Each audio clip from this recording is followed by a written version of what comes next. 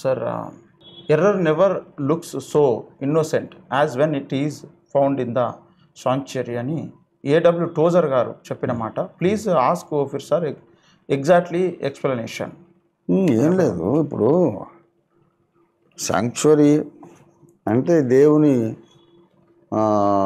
ప్రార్థనా మందిరపు, దేవుని ఆలయపు పరిశుద్ధ స్థలం శాంక్చురీ అంటే. అక్కడ ఒక తప్పుడు బోధను, వాస్తవానికి దూరమైన అసత్యమైన బోధను ఎవరైనా బోధకుడు చెబితే పరిశుద్ధ స్థలంలో ప్రసంగ పీఠిక మీద నిలబడి చెప్పేటప్పుడు కొన్ని బైబిల్ వచనాలను ఆధారంగా తీసుకుని చెప్తాడుగా.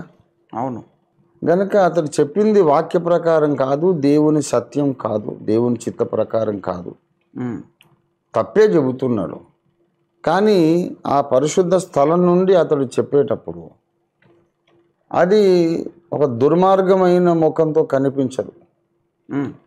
అది చాలా ఒక పసిపిల్లవాడు కనపడ్డట్టు అమాయకంగా బోసినవులు నవ్వే బాబు ఎలా ముద్దొస్తాడో అంత ముద్దొస్తుంది. తప్పుడు సిద్ధాంతం కూడా క్రైస్తవ సంఘ ప్రసంగ పీఠికల మీద నుండి వాక్యాధారాలు ఉపయోగించుకొని తప్పుడు సిద్ధాంతాలు చెప్పినప్పుడు ఆ సిద్ధాంతాలు కూడా మనకు ఒక అమాయకపు పసి పాప చిరునవ్వులాగా మనకు ముద్దొస్తాయి. They look so innocent but they are dangerous.